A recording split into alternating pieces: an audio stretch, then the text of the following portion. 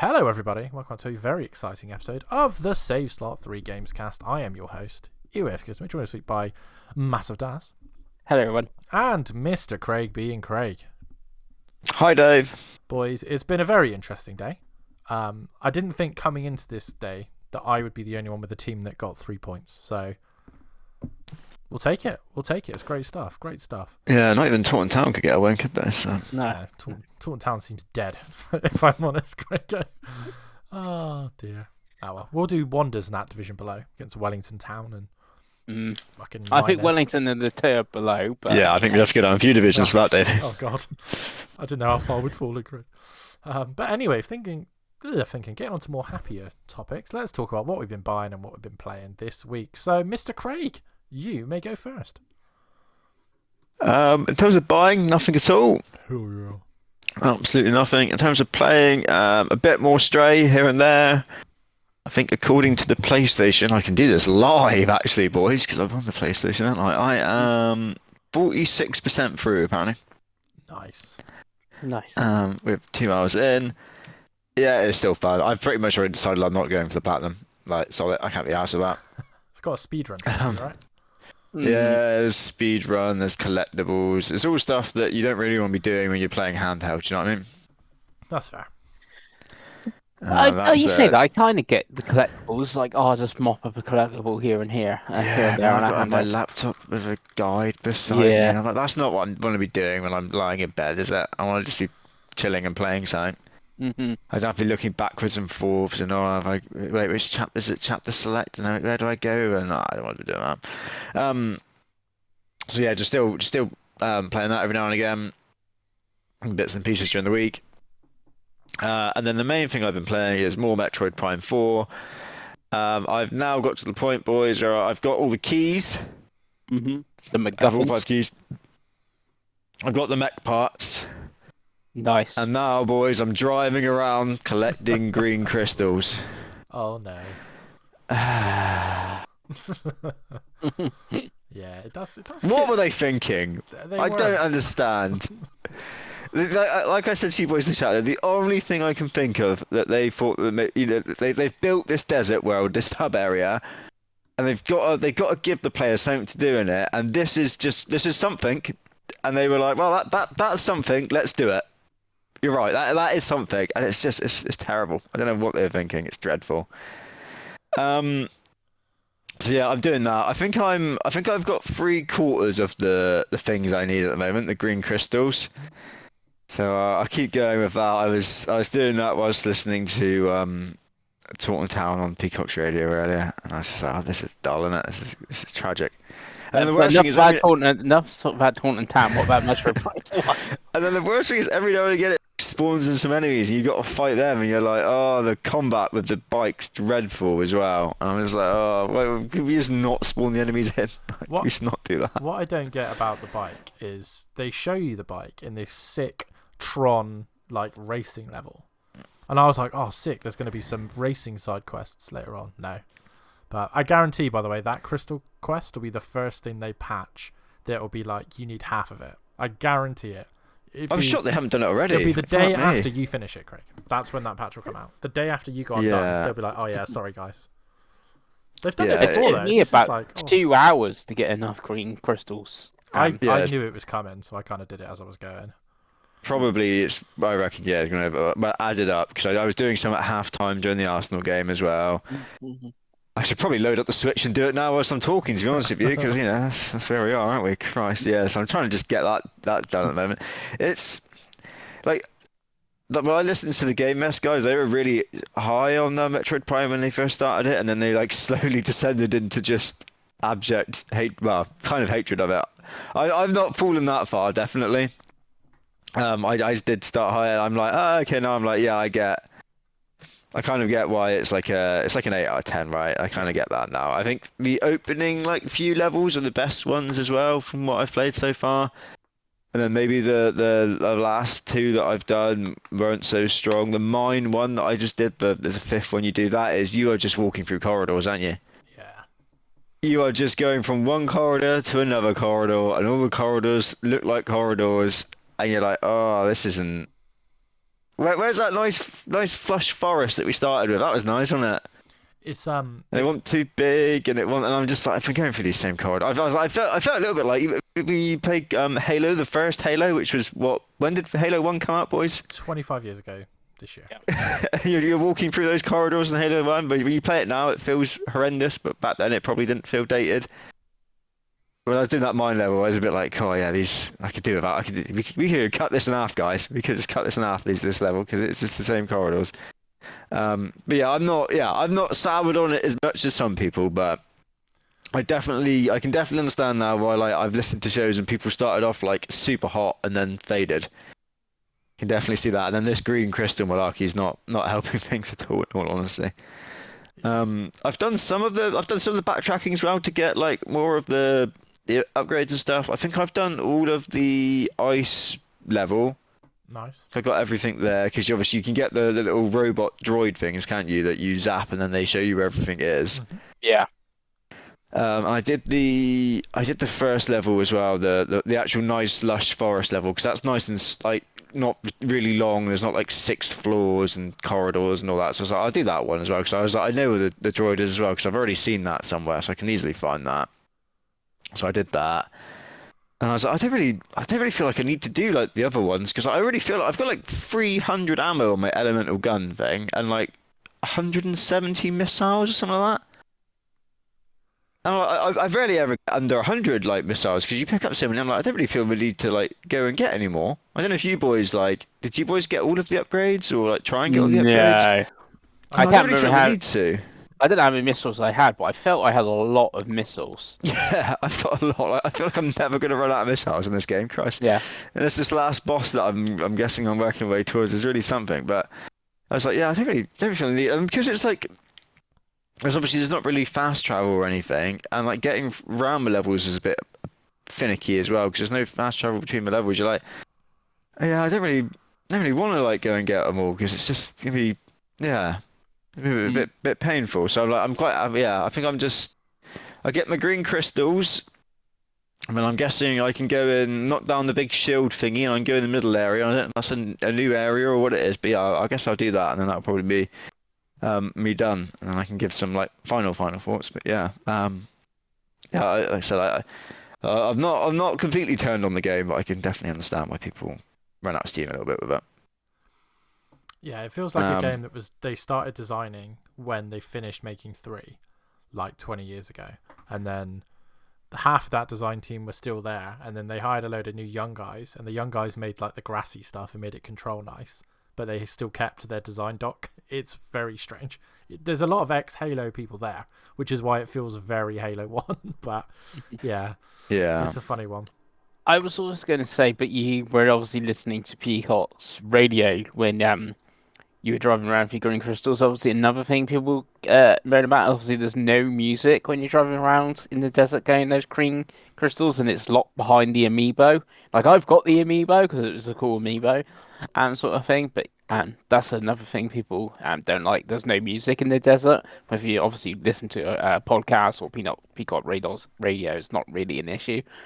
Oh, it's the only way I could do it. I would have to have been listening to something whilst I was doing this. I couldn't have just sat there staring at the screen with nothing going on doing this because it's pretty mind-numbing, isn't it? So it's like Peacock Radio. If it wasn't Peacock Radio, it would be some sort of other podcast because it's a decision they've made, isn't it? Absolutely. Yeah, and I'm not sure if you got 1 or 2 bosses to go. You'll find out, Pengi. I don't know. I did one to get the mech part, which was really bad. The one where it's like the big sandworm thing. That's the you're one I was driving thinking around. of. Yeah, that's the one I was thinking of. Yeah, and you got to like just drive into its tail repeatedly, and I was like, oh, this is something, isn't it? Mm. Yeah. Yeah, I thought that might be after the green crystals. So I was trying to think in my head when that was. Yeah, no, I've done that one. So yeah, I've literally just got green crystals. I can't have many. I hope I haven't got many more to go, boys. Please, God. And then I'll get onto whatever the end bit is. Oh yeah. Hopefully, I'll have that wrapped up fairly soon. Nice. And then that's it from me, Davey. Lovely, Mr. Craig. Excuse me. A frog in my throat. I'll do mine then first, and we'll get to the biggest of dogs. So pickups none for me this week. There will be some soon, I think. I sold a load of 360 and original Xbox games, so I've got like a nice fat CEX voucher. So I think I'll probably get something with that. I still have a £40 Amazon voucher that I haven't used. I don't need to. I've got plenty of games, but it's just sat there anyway. If not, it'll get used on like, I don't know, fucking hair dye or something, right? As for playing games, so on the Switch dose, I have played a few more hours of Mario Kart World. Like to jump in, play some Knockout Tour online. You know me. Just it's my chill after work game, lying in bed. It's good for that. It's ye olde Mario Kart. And then the only other Switch game I've been playing, Mr. Chris Pengelly, is Fire Emblem Path of Radiance. Woo! Which is the GameCube game that got added to the NSO. Obviously, it's a Fire Emblem game. It's a turn-based strategy RPG. So I started playing this, Craig, I don't know, a couple of nights ago. I was like, I'll just try it. I've always wanted to play this game. It's always been hilariously expensive. Only the Pengals of the world have it. So I've never had a chance to play it. I really like Fire Emblem, so I was like, okay, I'll give it a go. And then 6 hours went by, and I was like, oh my god, I'm in chapter 11. This is great. Fantastic story. Love it. So yeah, I've played like, I think I'm on 10 hours now. And it's, yeah, I'm not that far from the end, but yeah, for me, it's justified the whole £35 a year I spend on NSO. It's probably one of the first games I've really like dug into, but it's that era that's still quite, I was a late teen with the GameCube, right? So it's a little bit nostalgia, but in terms of the type of games that hold up on this service, being a turn-based RPG, it holds up really well. Each of the like missions are chapter by chapter, then you can save it afterwards. There isn't rewind on GameCube, but there is save states, which is good because obviously it's got permadeath, so if your characters die, you die. It's not very difficult for Fire Emblem. I know the sequel was really difficult. It's just, again, I've played a lot of these games, so I you know, not saying I'm really good, but I know not to leave my weak white mage in the range of a big axe dude. You know what I mean? But yeah, the story's really good. The characters are fantastic. I can see why people like Ike so much, because he's not the usual chosen one king that all the other Fire Emblem main characters are. He's just a dude in a mercenary group, and that's kind of sick. Titiana's my girl. Big fucking knight. Honkers. She hasn't. The honkers are quite restrained in Fire Emblem, Craig, to be honest with you. Well, certainly this one. Boo. The ones that Pengals like, I don't think so. But she's got red hair. She's got a big axe. I'm a big fan. There was Jay said there was another redhead that you had to use as well. I can't remember that one. Yeah, it was cool. I know who she means. The Pegasus Knight, right? I can't remember her name. But yeah, the character's great. There's lots of optional characters. It's one of those games that, like, if you've ever liked Fire Emblem, I highly recommend it, because it doesn't feel as old as it should, because Fire Emblem as a concept is quite old, if that makes sense. Like, the combat is the same as it was in Three Houses almost. Like, it just doesn't have the group thing. Like, we had the big, like, lots of dudes running out. But yeah, I'm really impressed. Really impressed. It's one of those that, like I said, the NSO, there's a group of games that were always too expensive. This Pokemon XD Gale of Darkness is another one. I know they've already said that's coming. I reckon that might come this year, Pengi, with the old Pokemon anniversary. Yeah, with anniversary. Yeah. But yeah, really enjoying that, and that's been a lot of fun. So I think I'll probably finish that this week. As for PlayStation, I jumped back into Killzone 3 on my PS3. Been fun. It's very strange actually, because graphically it holds up really well. Frame rate, it's that 30-ish of the era, but graphically I think you would pass for a PS4 game. I forgot how weird the controls were on PS3 shooters, Pengi. So I've already had to take R1 away from shooting, so you can shoot with R2 now, Craig, because all the default is R1, which is fucking insane. But there we go. Apart from COD always was the same, but everything else, even other like third-party first-person shooters, use a weird control scheme. And so it's because the DualShock 3 / 6 axis was awful, and it's got those weird sort of triggers that aren't triggers on the back. Yeah. You know the ones like you can get, like, I've got them, like little trigger attachments that goes on them, but they fall off and that. They're really good for racing games, those triggers though, because they got like a lot of move. But yeah, for first-person shooters, they're pretty dire. Yeah, compared to the 360 controller, like it's really bad. Yeah, because my biggest issue really is that the sticks are so like loose, if that makes sense. Like it's a really weird way to describe the sticks. Like the sticks were quite like firm and rigid on the 360 controller. And obviously, I've played a lot of these consoles recently, so I've got like this is not a nostalgic look. This is I've played with both controllers like fairly recently. But yeah, and some, like I said, but thankfully you can use the PS4 and the PS5 controller on a PS3. So Yeah, you can. I think it classes like a weird like Bluetooth. yeah, the controller, I PS5 think. controller you have to connect it as a Bluetooth, but you can use a PS5 controller. So it gets around the issue. Just change the controls to normal first-person shooters, and you're As hunky much as you dory. can, you can't fully map. So unfortunately, Yeah. so you've still got to go down sights. You have to click the right stick, which is just not. I mean, even at the time. God, that was a blast from the past, isn't it? Yeah. And God. you've got to like hold L2 to go into cover and release it to come out of cover, then click the right stick. Like, it's very strange. Once I got in the flow of it, I've got like a few levels that I'd already like. So I've now caught up to where I was before. So I'm just trying to get my trophy percentage up. It's actually very frustrating, Craig, because there's 13 online multiplayer trophies and I have 11 of them, annoyingly. And there's no servers anymore. But I played like one level of the single player back in the day. I just played multiplayer on this. So but yeah, it's been fun to go back and play it. It's like I said, it holds up graphically and story wise. And I'm enjoying the PS3. It's cool. Like I said, with the 360, it's that era I have a lot of nostalgia for, so it's quite fun. And the games are really cheap. Right? I think Killzone 3 cost me about £2 or something. So but yeah, enjoying that. And then the final one, boys, the monkey is off the back.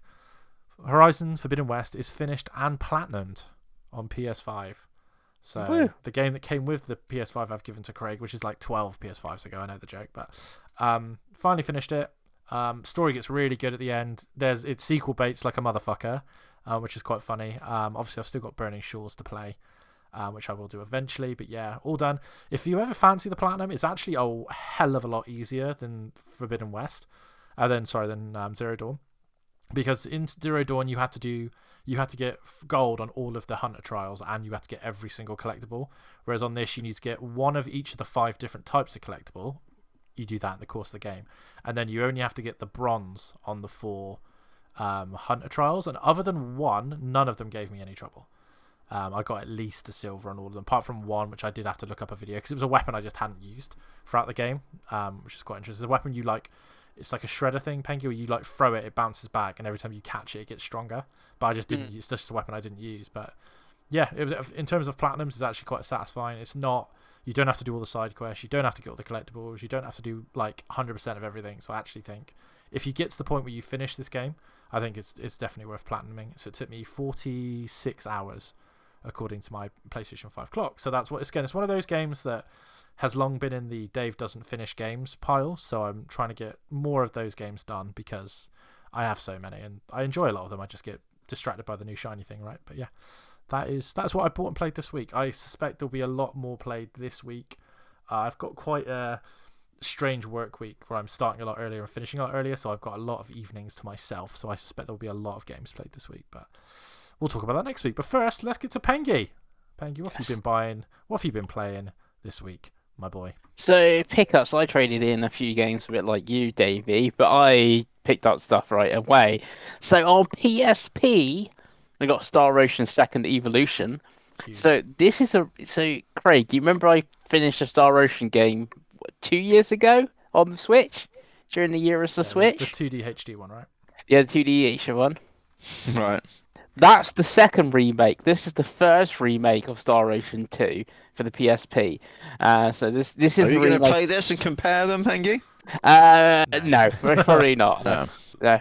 It has got anime cutscenes and stuff like that. I don't know if they're the same ones. If they did new ones for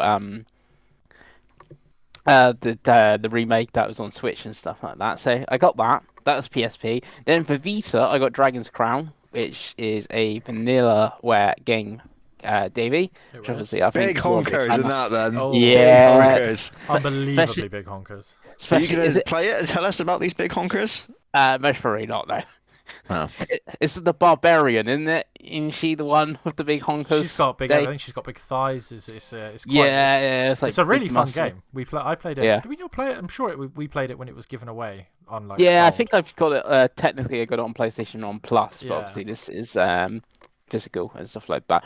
And it's cross like play and buy and stuff. So I believe it's still online. So you could go start it on your PS3. I could start it on my Vita. Yeah, I think they did a pro version, right, on PS4 with like more content. Yeah, I thought they did. Yeah. Nice. And then a bit of a random one. I was looking at the PS5 games because I got like £58 trade in and stuff, and it's like maybe have a look at PS5 games sort of thing. And I picked up a weird one. You might remember this one, Craig. Eric's Holmes: The Stolen Dream, because it reviewed quite well on OpenCritic. I think it's got an 82. I've never heard of this in my life, Pengi. Yeah, I'm pretty sure you did ask me about it once, and it got like an 82, and you're like, well, that's game. It looks from the cutscenes and stuff like that a bit like Playtale, like Innocence and stuff like that. And you're playing as a girl that's trying to find her brother and all that stuff. It's set in 1900 Scandinavia, but it's a top-down stealth game, Craig. That's like God. 7 hours long. So it's a 7-hour, 82 rated stealth game. I haven't played it yet. Are you but gonna play it? this is what I do plan to play. This is what Right, I might okay. play. Tell play Craig soon. why you're Good. going to play it. Oh, they're big honkers. No. What's the other reason No. Pengi would play a game? It's an easy Hey. platinum. There we go. I didn't know it was an easy platinum when I picked it up. You wouldn't have played it. 'Cause I was like- You would have just picked up and put it on the shelf.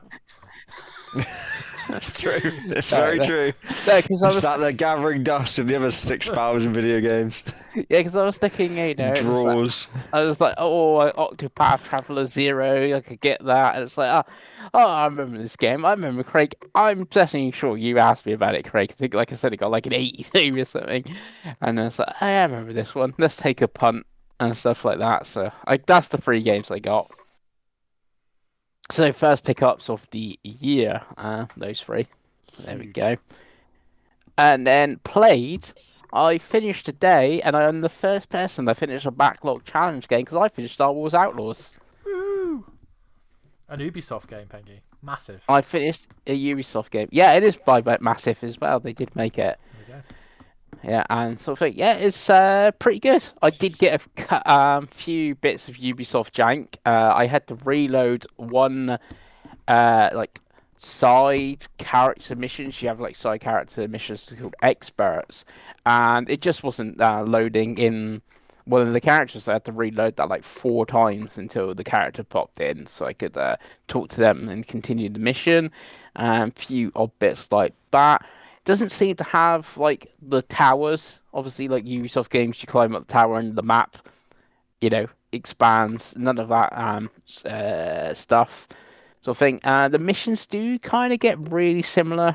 Sort of thing. It's like there's only so much I guess you can do as like a scoundrel character of like I'm gonna go get a safe. I'm gonna go get some data. Stealth around some stormtroopers and that sort of thing, but like interacting with all the different factions, and that's cool. Doing the expert challenges, meeting like some characters from the Star Wars universe, like not just a random faction leader. It's like, oh yeah, I know them. So pretty good. I think I got 27 out of the 50 trophies on the base game, and it took me 18 hours to finish it. So if like you're gonna play it, Craig, see how you get on, because I can see you, especially how you play games. You're like, right, I'm gonna get my faction level all the way to excellent for Jabba the Hutt and stuff like that, and then obviously that's a new trophy and stuff like that. Sort of thing. You can unlock better equipment and gear, and upgrade your ship with certain parts from certain factions and all that sort of thing. I still don't really get how you've kind of liked it, Dave, with all the stealth that's in the game. Sort of thing. It seems It's good very stealth. stealthy. That's why it's not immediately failed stealth. That's my problem with stealth, is when like, oh, I'm fucked. Whereas this is like, I can escape and try again. Yeah. So that, and then the other one I started not that long ago, about half an hour ago. I just randomly picked up my ROG Ally, did some updates and stuff like that. The Xbox full screen experience is now actually on there. It actually works pretty well and actually seems pretty good. And it loads in all the other apps pretty good. So it's like, I pressed the Steam button and it brought up the Steam in big picture. And I thought I was using a Steam Deck because you get like the icons of this is green, this is yellow, this is like no good on Steam Deck. Obviously, the ROG has got slightly more power and that, so maybe like the yellow ones would actually be pretty fine on that. Sort of thing. But I started, as my Game Pass on PC runs out the 20th, I thought, is there anything that I want to play that's pretty short I can do in a couple of days? I started Marvel Cosmic Evasion. Hell yeah. I've done 4 missions. I did 2 of them multiplayer. Um, don't get many options on the PC side of it. Like fiddle with your graphic settings, but the screen on this is 1080p. It's running at 1080p. It's 60 frames, and you had the 8 characters or whatever on screen. Your 4 characters in tag in, and sometimes appear, and your enemies all on screen. Flawless 60 frames a second. It's actually really good experience from playing handheld at the moment of it.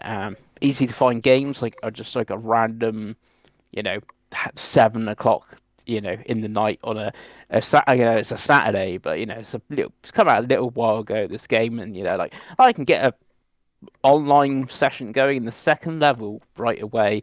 But I've already done the first one, so yeah, especially what I finish next, because like I said, it's going to be pretty short. I can jump into multiplayer, and it's before my Game Pass runs out on PC. But that's all I've played, because like I said, Star Wars is most of the time being 18 hours long.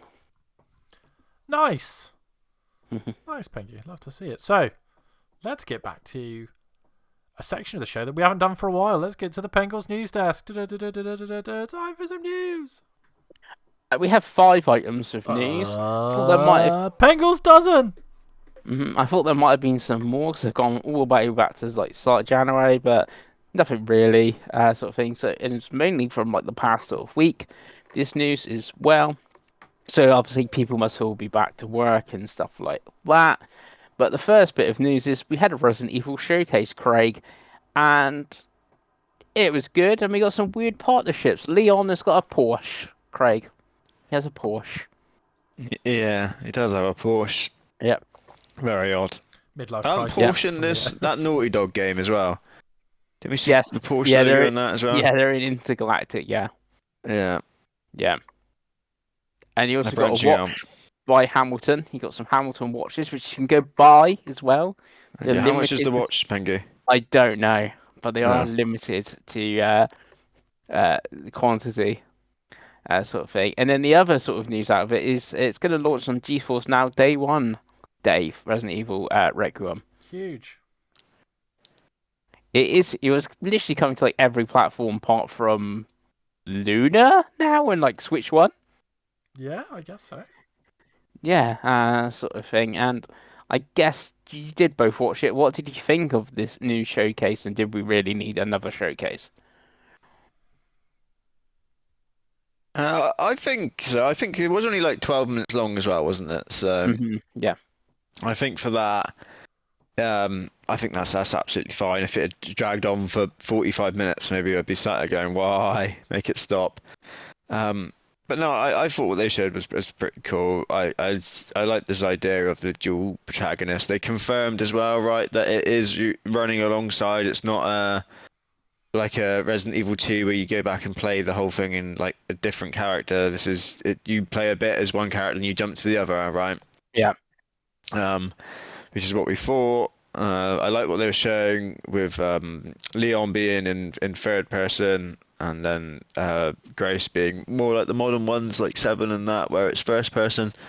I like that idea. I think it probably suits the the play styles of Leon being more actiony and Grace being more kind of classic survival horror-y, it looked like. And yeah, it looked gruesome as well, which was really cool. There's gonna be a lot of like melee finishers they've added in, right? And they seem to kind of interact with the environment like fairly naturally. Like there's a bit where like a guy falls over and you like crush his head against the wall, right? That's pretty cool, isn't it? I'm happy to be doing that with Leon for a bit. I'll smash some heads against some walls. So yeah, it definitely. And I'm already pretty much sold, to be honest with you. When does it actually come out? The 27th of February, I think. Oh, okay. So not just over a month then, basically. Yeah. Yeah. Yeah. Yes. Yeah. Yeah. I thought it was a fun little 12-minute showcase. Dave, what did you think of the new zombies? But they're still, carrying characteristics that they used to be. Still too scary for me, Pengi. Still too scary. Yeah. But yeah, it's one of I those. think that does make them scary. Like, oh, look, he's trying to, open a lift and stuff like that. Like, yeah. Yeah, it's I think it humanizes them, right? But Yeah, it's one of those. I think from someone who's got it in Fantasy Critic, I hope it hits. I hope that switching between the two styles hits for reviewers, because that's my only worry, is that if your reviewers really like one style and don't like the other, is that going to kill the score for me? You know what I mean? But we'll see. But yeah, I mean, it's like I said, I've said it on this podcast many times. I wish I could get over it and not be frightened, because they always look so high quality. But yeah, just not for me. My only question for you boys, actually, just out of curiosity, which platform are you going to get it on? Because it's on everything, right? Pretty much, like Pengi said. Which way are we both going? Because you're both going to get it pretty much day one, right? Yeah, PS5. Hopefully, obviously, it should have a pro mode. And I didn't put it in the news. There's just a rumor. Obviously, there's rumor of PSSR 2.0 is going to be like early March. So, you know, this could be one of the first games that takes advantage of PSSR 2.0 sort of thing. So It's going to bring Pisser back from the dead. Hell yeah. Mm-hmm. But hey, Absolutely. PIS are really good for Star Wars Outlaws after a patch. There you go. Like, yeah. There's still hope for Pisser. As for me, it won't be on Switch. It'll be on one of the other two. It normally just depends whatever it's cheaper on, to be honest with you. So we will see at launch and prices and that. I still like. I'm looking at this Pro controller now because I don't have the Switch 2 Pro controller, and they did talk about that again, right? Mm-hmm. But it's such a boring Pro controller, isn't it? I'm just looking at it now. It's so bad. I'm like, oh, I kind of want a Pro controller anyway, but I was holding out for one like this, but it's just rubbish, isn't it? It's just rubbish. Yeah, It's just a black one with it's got a bit of writing on it. Yeah. I think it's more grey. It's difficult because I'm not trying to defend it, because I think it should have some colour. But like, I think it looks better in real pictures than it does on the like Amazon box picture they have, because I think it's like gunmetal grey. Still not exciting. I don't know. I'm looking on the Nintendo website. I don't know. It's like real picture. I don't know. It looks rubbish. Also, the cheapest platform on Amazon, Switch 2, by $5. There's also way too many versions of the game. It's actually really confusing. It's like free, isn't it? There's a lenticular version. There's the like deluxe edition. Steelbooks and stuff like that. Why would you even get in the deluxe edition, Pengi? Steelbook. You get Grace's apocalypse costume and stuff, and filters, don't you? So you have it like weird black and white. I hate it. Just give me like a little, like some stickers or something, right? But anyway, nice. Craig, I have news. I can tell you how much these watches are as well. Oh, okay, hit me. So the Grace watch. Yeah. Watch like Grace wear. That's £1,170. Right. Okay. And if you want the Leon one, it's 1,800. That seems like a reasonable price for a watch based on a video game, doesn't it? Yeah. They're limited to 2,000. You can sign up to be on the Wish waiting list now if you want to be. Go on then, Craig. Sign yourself up, son. Yeah. I think I'm okay there. You know. Yeah, I don't think even the Kojima Death Stranding ones are these expensive. Madness. It's absolute madness. I've gone down a rabbit hole now, boys, because I'm stuck in all the collector's editions for upcoming games. Crimson Desert's got about 8. There's one that's 75 quid and has like bits and bobs. There's one at 240 quid that's got even more bits and bobs. Same for bloody James Bond. You can get one with a mask, a golden mask, Craig. God. But Invincible looks like it's got comics and stuff with it. That's all we need. That's all we need. Comics. Next news item. So January's PlayStation Plus Extra and Premium games have been announced. Obviously, this is the first lot of this year. They come on the 20th. So on Extra, you've got Resident Evil Village, Like a Dragon Infinite Wealth, Expeditions, a Mud Runner game, A Quiet Place, The Road Ahead, Darkest Dungeon 2, Exit 8, Art of Rally, and A Little to the Left. Dave, any for you? It's quite a good one. Like a Dragon, I'd maybe? say Like a Dragon, but I still need to do the first. Well, not I still need to do Yakuza 7 or 8, whichever one I've got to do. I've still 7, yeah. Expeditions Mud Runner is supposed to be really good. Darkest Dungeon 2 is supposed to be really good. Little to the Left is supposed to be really good, and Art of Rally is really good. So, and obviously Resident Evil Village is good. I just wouldn't play it. So, it's a pretty good month for Extra, Pengi. Probably nothing for me straight away, but if I ever get through Like a Dragon, then Infinite Wealth, I'll play. What about you, Craig? Yeah. Yeah, it's a good month, but it's one of those where I've played with the free games that I would be interested in. I've already played, annoyingly. So I've already played Village. It's very good. I've already played Infinite Wealth. That's incredibly good. And then I've already played Art of Rally again. That's really good as well. So yeah, it's good month if you haven't played any of them, definitely, because they're all worth giving a bash. You want to play a little to the left on your portal? I don't know what it is. Oh, it's the one where you like I played it on Switch. You're rearranging things. So like you have like Easy drawer of platinum, cutlery and Craigo. That's all you need to know. you got to put your cutlery back in. Think unpacking. Right. Okay.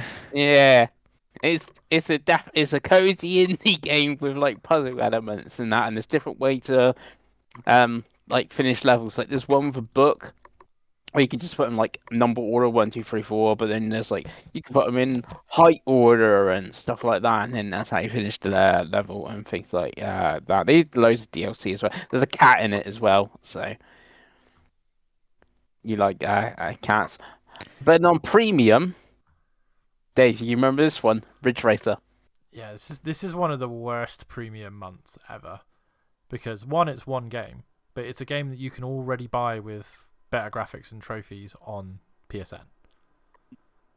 It's so bad. Like again, I think extra they get really right, but premium is like it's slower than Nintendo for what they put on it. Like everyone criticizes the NSO for how slow they put games on it, but my god, surely it's not that difficult to put PS1 and PS2 games on through an emulator and because this won't have trophies, will it? This is literally just an No. emulated version of Ridge Racer 1, which, like I said, Yeah, they none already of the sell. Namco games had trophies. None of the Namco or Capcom games had trophies. It's like, yeah, like it says, like, well, just put God of War on it, like the Yeah, PS2 God of War, and that with like a new set of trophies and stuff. People will be all over that. you've So got if, Resident Evil Requiem coming out. Why didn't you put the Outbreak games on there that have the mother in it?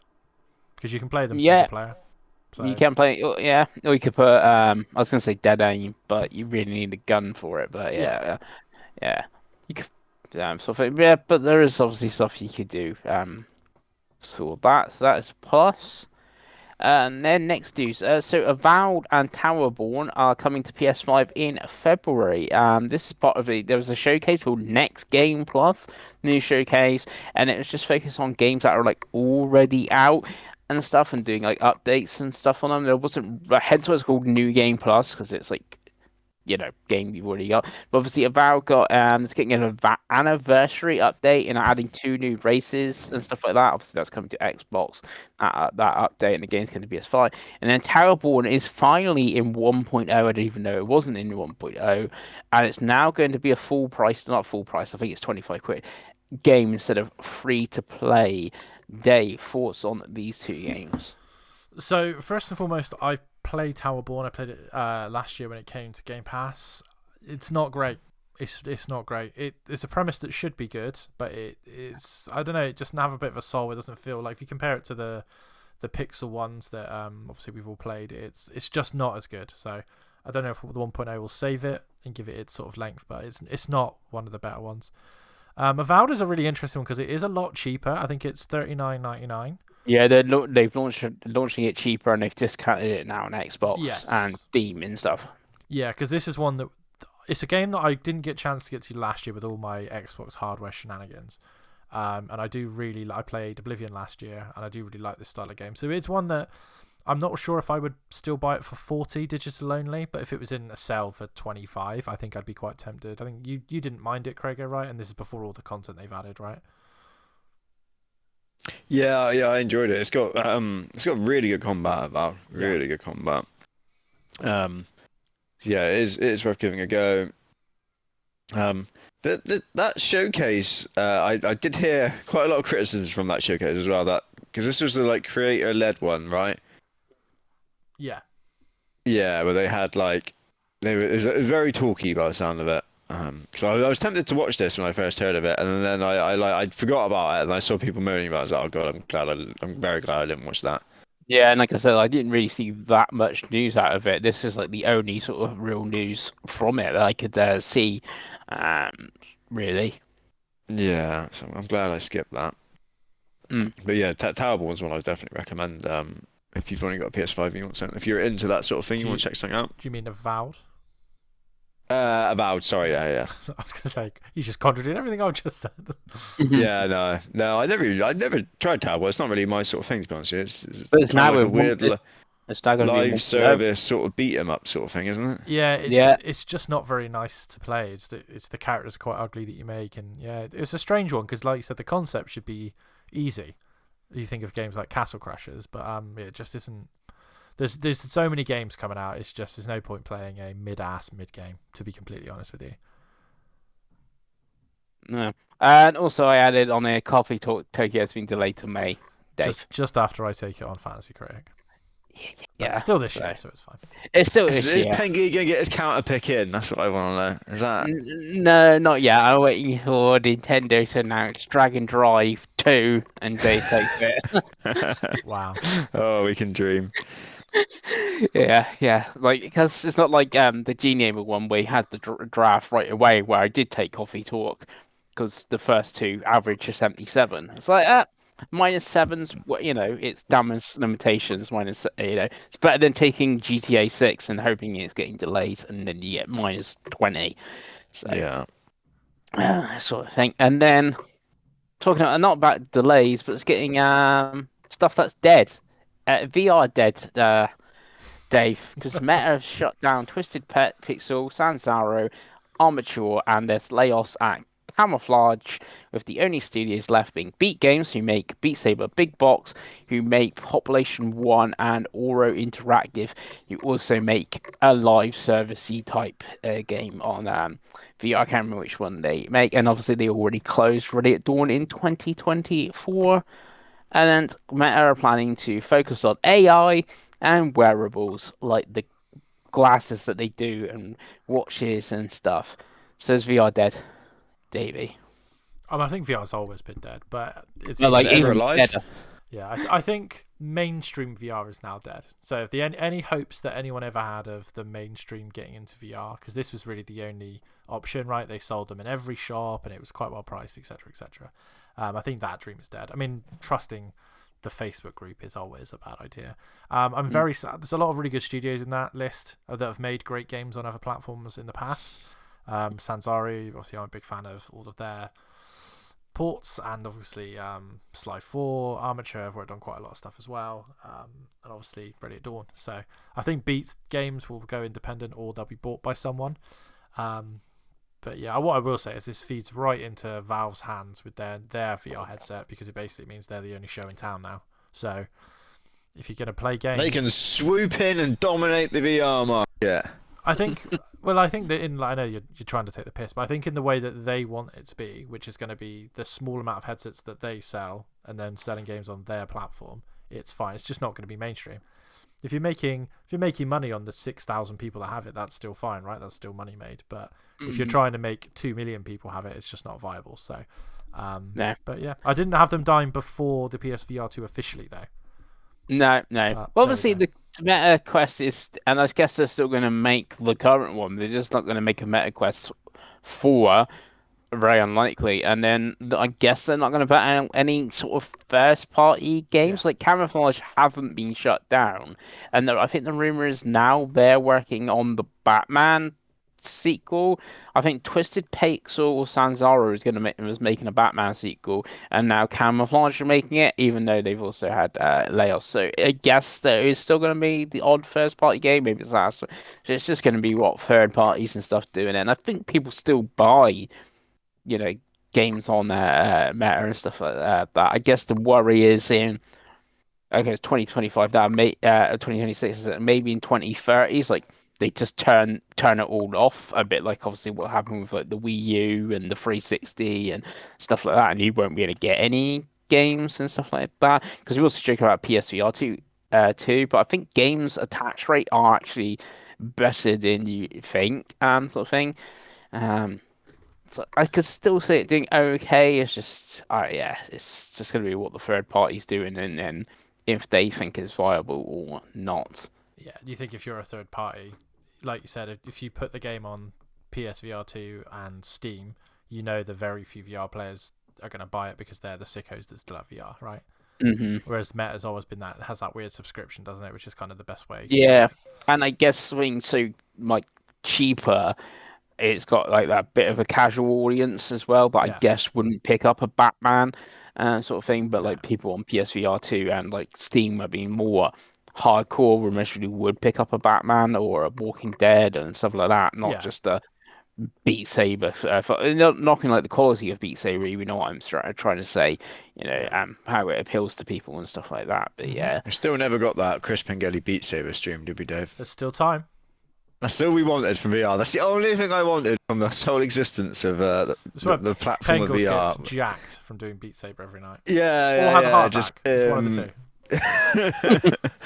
him waving his pretend sword around to the beat. That would have made me. Yeah, that would have made everyone happy, wouldn't it? But There's still time. No. Go on, Pengi. Do it. We can't do it even for have fans. that. Do it for charity this year. no, because I'll have to go buy a VR headset and all that. Oh, you've got a Steam frame in you this year, Pengi, I believe. No, that's gonna be way too expensive. Get the PSVR 2 back out again. Come on. No. Steam frame. What if would I be buy too one with you, Pengi? Dave, I'm lying. What if I buy one and we buy one together? I'm not gonna do it, Dave. No. I'd No. pay money Yeah? to watch you play VR, Craig. I'd pay so much money. You'd be like, what's going on here then? Because, like, can you imagine? You'd kick poor Mr. Fluffy across the room. That'd be great. Yeah. Yeah, no one needs that in their lives, do they? What do you reckon the next fad's going to be, boys? What's the next fad that Well, everyone's it's going to AI, like, isn't get it? excited for? It's wearables. It'll be the glasses thing. They've already. You reckon? Haven't we already done that, though? Didn't we Yeah, move but on from that already? No, it got really popular again. You got the ones you plug into like the Steam Deck, and everyone's got their bloody streamer Ray-Bans that you've got a camera on it. It's sadly crazy. Yeah, I think that's like numbers. Meta. It was like 400% sales up or something ridiculous Yeah. for their Ray-Ban glasses or something. Yeah, Yeah. so you can perv on women and record it as you go. That's the only good use of it for you, Craig. It's when they get it. It's when they get it into Asda and you've got to scan barcodes with it. That'd be your trouble. And then last news item, which I believe Davey added, That's me. was Ubisoft confirmed it. It's going to bring 60 frames updates for Far Cry 3, Blood Dragon, and Far Cry Primal. They'll be available Wednesday, 21st. And Division 1 is also now 60 frames on PS5 and Xbox Series. But I didn't put it in because there's another rumor. There's a rumor that we're getting a Division remaster, a 10th anniversary remaster of Division 1, which seems quite pointless if there's already a patch on PS5 for a 60 frames mode. Unless you think about Switch 2. Yeah. Because they're doing the big like the weight behind this rumor is because it supposedly was and I've seen the image, it's like at a convention they're doing in Asia. And obviously what's the biggest platform in Asia, Pengi? PC. Okay. So in Japan it's the Nintendo Switch, right? So it seems to be that they seem to have found a way to really get their games to run really well on Nintendo platforms. So that's my suspicion, because like you said, all these games, like when they did Syndicate a couple of years ago, other than the odd play, no one's buying brand new copies of these games, are they? They're all on the services, or you go and buy a £2 pre-owned copy of the Division 1 if you really want to play the Division 1. But yeah, I mean, for me, I'm glad that they're supporting their old games, because if someone gets the urge to play Far Cry 3 Classic Edition and they want it to be in 60 frames, it'll be in 60 frames. The consoles are powerful enough to do it, aren't they? So Xbox is weird, because I think they already did have, like, what's it called, Craig? I'm so out of the loop. They did FPS boost, Right, yeah. For a lot of these games, but they're also just doing official patches now. But the Division 1 interests me, because Division 2, pardon me, is still really popular. And Yeah, there's a new expansion coming for that at some point, I believe. Yeah, and I know Division 1 has the Arc Raiders mode, the dark mode thing that everyone likes. So I don't know if that's the reason it's been kept alive, because it has got good numbers on like PC and stuff still, which is really strange. But fuck knows. Again, I'm just so out of the loop with these types of games. I just don't know what's cool and what's not cool anymore. But if you've got a game already and it's got better, that's a good thing, right? Yes. The sort of people who are still playing the Division are the sort of people who are still clinging on to like Destiny, aren't they? Well, yeah, right. You're just like, what are you doing? What are you doing with your lives? Do something else. Do anything. Do anything else. Go do drugs or something. I don't know. Stop playing fucking. Stop playing Destiny in the fucking Division in 2026. Do something else, right? Please. I was talking to Destiny. I've heard like no one talk about the Star Wars DLC that they did. Well, the no one likes expansion, Destiny. Renegades. No one's liked that. Even Destiny players don't like Destiny. At least the Division players like the Division. Like, Yeah. no And no one one likes Star Wars anymore. No. Christ. God. Disney have killed that. Apart Fuck from me. Andor, that's all we got. That's all we got. Yeah, he's cling on to that. But again, that's not the sort of thing they're going to do skins for, are they? Because it's people like me and Dave who aren't going to go buy them. It's yeah. It's true. Anyway. Instead, it's Ray and shit like that, I guess. And no one likes those characters, do they? We could have so many chats about the downfall in content of Ray Narvaez Jr., Craigo, but we'll save it for another day. But yeah, cool, Pengi. Thank you for the news. Craig always gets. Craig gets really heated when we talk about Destiny. We had a 2-night stint of playing Destiny 2, and I don't think either of us were happy throughout. I just looked up Dreadful video game. Destiny 2 Renegades has got a 71 on 5 reviews on PS5 and a 63 on 5 reviews on PC. Only 2 reviews on Xbox. I can't see what the score is at, and a 4.3 out of 17 users. It's a great start for Sony's first party this year. Yeah. Speaking That was last year. Speaking of which, yeah. Pengi. It's topic of the show. Tots. So this is the first Tots that hasn't been our usual annual Tots in a while. And the very handsome, very sexy, very tight Mr. Craig Warren did suggest that we talk about what we expect of the big 3/4 this year. It's kind of like our 2026 preview, isn't it? You know? Yeah. This is the early access to 2026. Yeah. If you want to pay us more, we'll do the full. So what This is pay to play right here, boys. Yeah, pay to This is PvP, PvE. What's it called now? Play to start. That's how they get, you know, isn't it? It's free to start. It's not like free to play anyway. Just give us your fucking bank details. Craig Warren, the heated Craig Warren.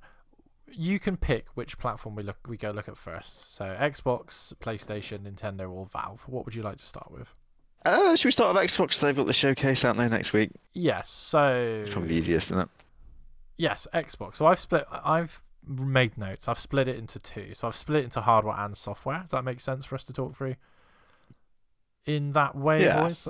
So hardware, Craig, as Mr. Xbox. Do we think we'll see any at all in any form this year or not? No, I don't think we do. I don't think we see much hardware at all, to be honest with this, especially with the shenanigans going on involved. So I don't tend to follow much of the loop, so I might be talking complete horseshit right now, but I don't think we do. So I don't think anyone's really ready for it yet, are they? So before we get to Pengi, I think we'll see 2 things, actually, and I think Pengi will be able to weigh in on this. I think we will see a cloud Wi-Fi controller from Xbox, like the Luna controller and the Stadia controller that makes it easier for cloud. And I think we might see the Elite version 3 controller, because it's time. Pengi, thoughts? Yeah, I can see the Elite, because it was quite a while ago, wasn't it, that they're basically copying the dual sense with haptics, and obviously the Switch Pro's got the HD rumble and stuff like that. So they can definitely see them doing that. To put it just in the Elite is kind of annoying, I guess. You think you maybe do a standard controller with the new haptics and stuff like that as well, where it'd be good for people that do want that. I think hardware-wise, we could see Xboxes that aren't Xboxes, like more ROG allies and stuff like that. Maybe, Legion have just done a Legion Go to Steam OS edition. Could we see a Legion Go to Xbox edition? So I think we will see hardware, but not as like, this is an Xbox. Well, this is an Xbox. That's the slogan, isn't it? But you know what I'm trying to say. It's not going to be a Microsoft-made product. It's going to be like Legion. Here's the Legion Xbox. It's going to have green buttons or something instead of blue, whatever they are now. And it comes with like 2 months Game Pass in the box, sort of thing. So I can see hardware that sort of way from Xbox. I could see gaming laptops. Like they've got the ROG Ally that's just a ROG Ally with an Xbox button. I could see Lenovo or Asus making a gaming laptop with an Xbox button on it. I could see that because obviously, like you said, you're using the Xbox full screen experience now, and that has been rolled out to laptops and to some PCs, right? I mean, I've used it. I think it's terrible, but I think Windows is just such a problem for me. So I use it at work. So I think using it at home is torture at that point. But yeah, nice. Yeah, I don't think in terms of a new console, I don't think we'll see the Project Prime. I don't think we'll see any revisions. I don't think we're going to see a cheaper Series S or Series X because they've just put the price up. So why would they? Yeah, if anything, they would maybe go up again in price, which seems after last year's sales numbers would be disaster. That sort of the thing. I think their sales numbers are going to even like year on year is going to be worse than last year, which is saying something. But when we get to software, it's going to be the flip side, I think. Yeah, I think software's very much. But yeah, I think just to end on hardware, I don't really know where they go from here for new users. I think is the way I'd put it with Xbox. I think with existing users, I think you're fine, but I can't see too many people going out and buying Series S's when they're almost £400. In this, like Craig said, in this economy, like people just ain't got any money, have they? But Craigo, software. So I made a little list of software, and if I've forgotten anything, please chime in. So from what I've got so far with Xbox, we've got Fable, Gears E-Day, Halo Campaign Evolved, Forza Horizon 6, WoW expansion, can't remember what it's called. Midnight. Thank you. An inevitable Call of Duty, Indiana Jones and Fallout 4 coming to Switch 2, possibly COD as well, and obviously, as Penguin said, Avowed and Towerborn coming to PS5, possibly Starfield. Well, and obviously Towerborn is 1.0 for Xbox as well, remember? So it's not even just that. It's not even that. It's a old game getting like Fallout getting old game ported to Switch 2. It's it's a new game for Xbox as well there. And also there's is it the Vessel of Hatred or was that the last expansion for Diablo? No, you're right. That's the new one. There is another. I knew there was another Blizzard game. I couldn't think of. Yeah, because it's Paladin is the new class. Yeah, isn't that the one where you get the Paladin? I think the Paladin's already out though, isn't it? Yeah, if you play as the Paladin, I think. Yeah, if you pre-ordered the new DLC, you can get the Paladin class now. I need to go back to that game. I have it on via Plus on PS5, and I just need to load it up. But yeah, Craigo, thoughts on Xbox software this year? I think in theory it sounds like it's been another like really strong year in terms of software from them. In all honesty, obviously we'll get more of an idea of that after this show, because obviously things like Fable, it's a game that's been in the works for a long time. We saw that first trailer. What was it, 2001 or something like that? 21. 2001. 2021. Yeah. And we've only really seen very edited, like, bits of it, right? Very careful what they showed, and so that'll be very interesting to see at this Developer Unsure Direct, because they always show a lot at these shows, right? They always do a good job of showing lots of gameplay and that. So it'll be very interesting just to see this game actually running, see the UI and all that. And I think we're like have more of a grasp. Like, should we be excited about this or not? Right? Because at the moment, I don't think anyone really knows how to feel about that game. Yeah. And it's the same with like Forza Horizon. I mean, we obviously know what we're kind of getting with Forza Horizon, right? But we haven't seen any of it. So that'll be exciting. Gears E-Day, I'm really looking forward to. I loved Gears 5, so seeing what that team does next, like that's their first game on this generation, right? Because Gears 5 was right at the end of last gen, and then they had the big update. Yeah. When this gen rolled out, so it'd be very interesting to see what they do.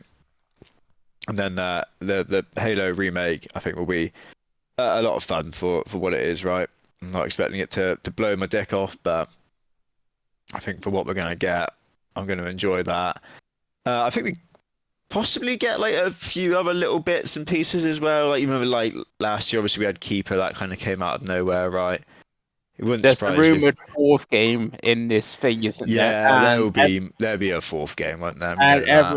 And everyone seems to think Fallout 3 and New Vegas are getting remasters in the style of Oblivion as well. And there's like a countdown on Amazon's website as well, I think, so you could add those two in the mix. I've seen rumors of stuff like even smaller than that, maybe like another Double Fine game or something like that. Like, I could see stuff like that being dotted around this year as well.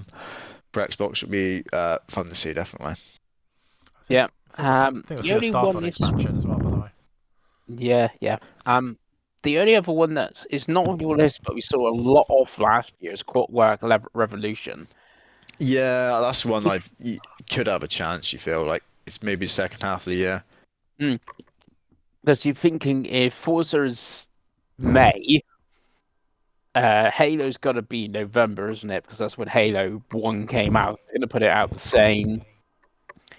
What, Gears October? Fable could be when, I don't know, let's say August. You're still going to have things that, the other 9 months or whatever of the year, haven't you? Especially if, they keep people to keep their Game Pass subscriptions. It's all well, like I sub for a month in March to play Forza, but then what? Not March, May. What about June and stuff like that? Sort of thing. And like even you, like now the price of was it 25 quid a month for the top tier of Game Pass? I think so. Yeah. Yeah, that get you Forza, sort of thing. So it's quite a lot of quite a bit of money. 25 quid. It's like are they going to have something like, no, I'm paying another 25 quid for next month, sort of thing. I can see that at the end of the year of Gears, Halo, or something. So I could see a Clockwork Revolution, especially after all that we've seen last year of it. Yeah, for sure. And obviously, there's What about you, Dave, on software? Well, software's funny for me because I don't have an Xbox anymore. Like, I don't have a traditional Xbox. I have my Legion Go S that plays Xbox games, but I don't think the app works very well. I have a lot of issues with it crashing and all kinds of shenanigans with it. So I effectively don't have an Xbox. I don't have Game Pass anyway. So for me, actually, weirdly, it's what games come to PlayStation probably more than anything, right? So if Forza Horizon comes to PlayStation this year, I will buy it on PlayStation. If I'm going to play Halo, I'll buy it on PlayStation. If I'm going to get Gears, I'll buy it on PlayStation. If Fable comes to PlayStation, I'll probably buy it that way.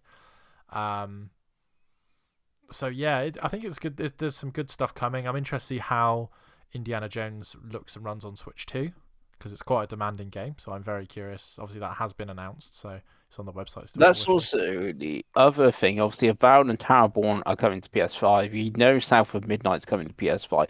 The only game that hasn't been announced for PS5 at the moment, that isn't, Forza Horizon 6 isn't even out yet, is Keeper. Everything else is basically on PS5, but obviously Switch is Indiana Jones is coming, South of Midnight is coming, and Fallout's coming. So it's like, is it going to be the same cycle as what happened to PlayStation, but on Switch? Are we going to get Forza Horizon 5 port on Switch 2? We're going to get Sea of Thieves ported to Switch 2. What else? Gears of War Reloaded and all that, and they basically do the PS5 cycle, but for Switch 2, get whoever ported Forza Horizon 5 to PS5. You're now porting it to Switch 2. That's now your job, and until basically you've caught up, and then Fable is day one on PS5, Switch 2, Xbox, etc.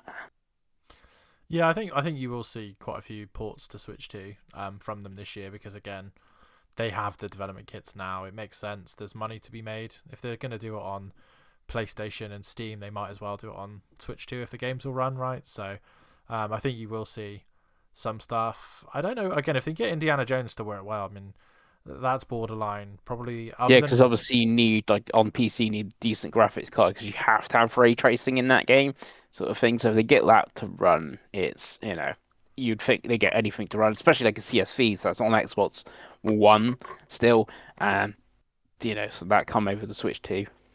Yeah, I was going to say the only thing that's more difficult to run is Starfield at that point. And there just seems to be a lot of evidence towards another Starfield expansion and an inevitable PS5 Game of the Year edition, right? Obviously, I know you guys are going to play Forza on Xbox or PC, right? It is curious because I was just thinking actually as we were talking that usually what we do with Forza is we get Game Pass and then we buy that premium upgrade, right? But if you're already paying £25 for a month and then you're paying £30 for the upgrade, you're almost to a bloody full price game anyway. You haven't even got the game. But yeah, it's still actually, I didn't even think about that. So if it's like 60 quid for the full fat version on Steam when I'm getting hit, sort of thing, I was like, oh, I might as well do that instead of paying 25 quid and then 30 for the upgrade or whatever it is. Yeah, I mean, for you it makes more sense because on PC Game Pass is only £13. So yes, that's not too bad. But yeah, I do. It does make me wonder again. Like, I still think it's good value because it'll be there's a lot of content as we've just gone through a lot of games. But yeah, that's what I was saying with Xbox. It's weird. I think the hardware will be sales wise and that, will be pretty bad. But obviously they could have the other. But the software, they're going to put out a lot of games. I think they're all going to be pretty decent, but most probably all going to do pretty well. Like last year, was it 5 million for Forza Horizon 5 on Yeah. uh, PS5. PS5 and stuff like that? I think Doom did 3 million players. I don't know how many sales, but I can obviously, you know, all these games, they're going to all do pretty good numbers, and they port more stuff to Nintendo and stuff like that. I think from a software side, Xbox is going to have like a great year, and for the company wise, a great hardware, not so much. Yeah, definitely. Right, let's move on to the next one. Pengi, what would you like to talk about next?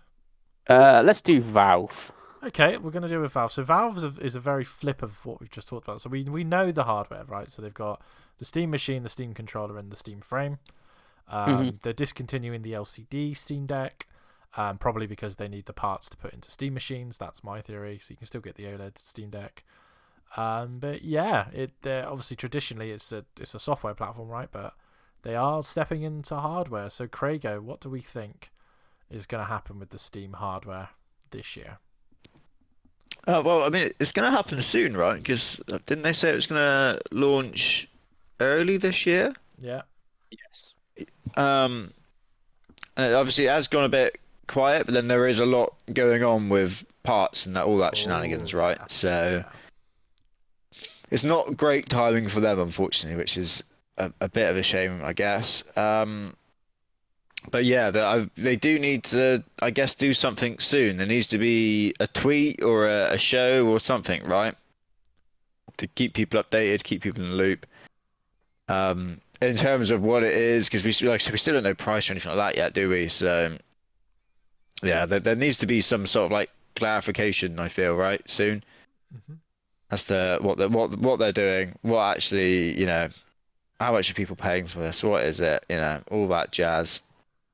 Um, but yeah, actually, that probably just needs to come sooner rather than later at this point, really. Because January will soon be gone, boys. Yeah. That's another month gone then. Yeah. I just wondering what they class as early 2026. Like to me, that's Q1, but Yeah, you'd think so, because wouldn't you? but is that April? It's only month four or something. I don't really know what you class early 2026 as. And obviously they got three bits of hardware as well. The controller is obviously going to launch alongside it, but the Steam in not is it Index? I'll keep No, wanting to call it Steam Index because frame. that's the old one. Frame, yeah, that could obviously launch at a different time, I guess, being the VR headset than the console. Yeah, I mean, I think they use different parts. I think it's an ARM processor for Yeah, the frame, thankfully. But yeah, I think you are right. I think we will hear something in Q1. I think it will come out in Q2. I think it will come out in really limited quantities. But yeah, it's that price, isn't it? I mean, I think I've said when we first talked about, I think you're looking at 600 quid anyway. It's not going to be cheaper than the Steam Deck. The biggest Steam Deck is what 579 Pengi, something like that. something like that. I did actually just have the prices up. So looking at the what do you call it? The LCD one Yeah. is okay. Because I didn't know that was getting discontinued, Hmm. but yeah, it's 369 for the 1 TB OLED. Obviously, they do a 512, I think, in the Steam machine. Yeah, yeah. The Steam Deck with 512 is 480. So Yeah, yeah. I think at best you're looking for 500. I think, but we'll see. Again, it just depends on how bad this price crisis. I mean, I know there's all those quote unquote leaks from other stores. Don't listen to those because Valve only sells it on their own website. So if they've got it, you've mhm. got to chuck 20% on at least for the company selling it. So we'll just wait until they tell us, right? But yeah, we'll see with that. Do we think, boys, that the reason we don't know yet is, and to segue, is because they're going to launch it with some software, but they're waiting to see if that's ready. So the two bits of software they could launch it with are either Half-Life 3 or Deadlock 1.0. Pengi. Yeah, but also I can't remember what the VR one was called. But obviously, you had the Aperture Desk Job Yeah. game that came with the Steam Deck. There was one for VR as well that was set in the Portal universe, and you're the two robots, aren't you? Yeah, it's kind of like Playroom, right? They always have something to show the tech. Yeah, so they have something. So I think there is going to be like a bundled in game like that. Um, it's maybe what Nintendo should have done with Welcome Tour. But yeah, it's going to be that sort of thing bundled in. It's like this is this Steam machine, and it might show you can do 240 frames a second with your Steam machine, and it's in this Half-Life Universal, with Portal, that sort of thing. Deadlock is a weird one because I don't think it's actually ever been officially announced, even though No, like it even hasn't. I've played it for instance, and it was really early stages. I don't know what it is like now. If I was going to play it now, what it's like, so don't know how close that is 1.0. Everyone seems to think Half-Life 3 is sort of coming. What's the saying? There's no smoke without fire and stuff like that. It's like all those things, like Jeff, wish listing that one game on Steam, and obviously, yeah, that's it. It's like HLX is something keeps appearing in files. So I can kind of see that being like a launch game, even though I could play it on my ROG Ally, for instance, and it wouldn't obviously be a pack in, and it wouldn't be free like the Aperture Desktop thing I'm thinking of. It must be like it's 60 quid. Obviously, you can only buy it on Steam, but it's like, ooh, I've just bought my Steam machine. Here's Half-Life X. I'm gonna buy it because it's the new game that's just come out, and it's supposed to be really good. That sort of thing. And then Valve, there's got 60 quid off me. That's like pure profit for them because it's the game they made. Yeah, I guess my question from like an outsider looking in here is, I don't even like. To me, the people that are buying this are the hardcore, right? They're the Steam kind of like they're the ones who they're probably playing Steam already. Do they need like a launch game to say? Do you reckon? Or could they just launch this bit of hardware on its own? I feel like it's still gonna like do well with those people. yeah. I don't I think. don't really. I don't think this like really needs like a launch game. In all honesty, No, it just I I feel like guess it lines up perfectly. If you got hardware and Half-Life X is a real thing, sure you yeah. pair them together. I guess you could still put the Steam machine out in February and like in October this year, Half-Life X is going to be out, and it's like, okay, I got that to look forward to, and I'll play it when it comes out, sort of thing. Yeah, I think you're completely right. 'Cause obviously, I think 90. Or I know for a fact 99% of people that play Half-Life 3 were playing it on a normal PC, like not on a Steam machine. I think the only reason that either that or Deadlock would make sense is purely marketing. So you can come out and go, hey, here's our new piece of hardware and our new piece of software. For the first time in 20 years, we've put this game out. You can buy it.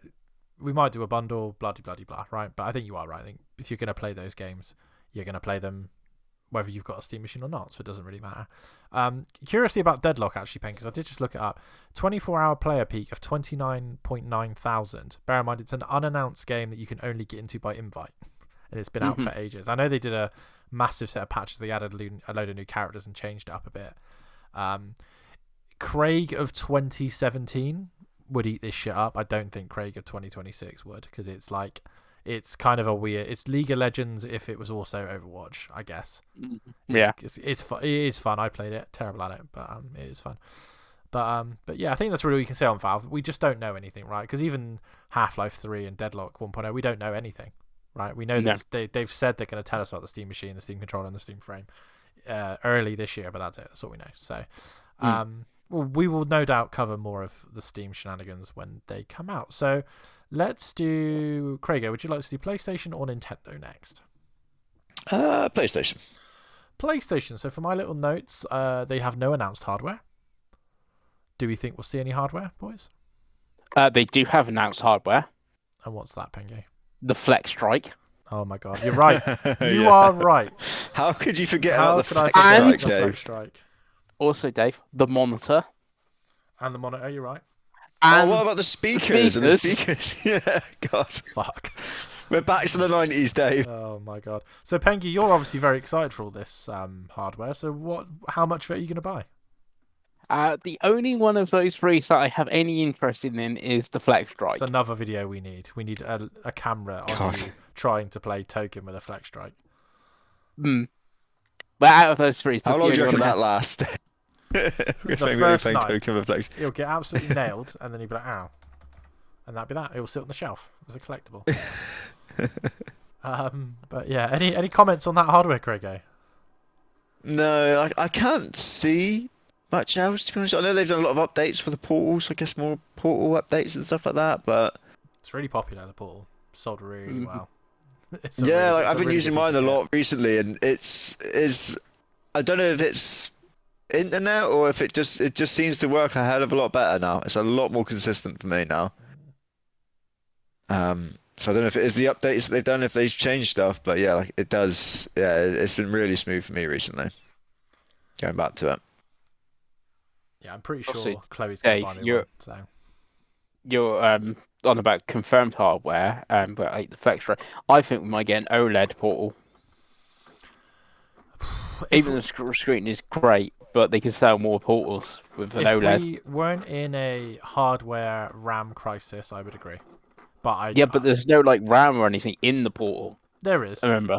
There's still RAM Yeah, in there. but it's not like they're It's not a making lot, a new but PS5. yeah, I think if you took the existing models and then replaced the screen, possibly.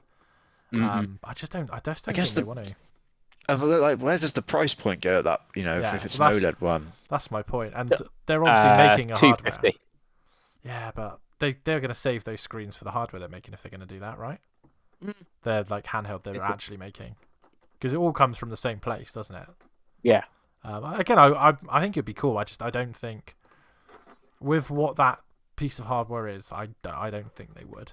I could see more colours of it. That's something I could see, because obviously there's a black one which is so much nicer looking than the white one, and the sexy as fuck anniversary one. I could see them doing a couple more, but yeah, I mean, so what's it do now? Does it do 1080p or does it do 4K HDR, Pengi? Is it just 1080p? I think it's just 1080p. No, it's 4K. I'm pretty sure it's 4K. Okay.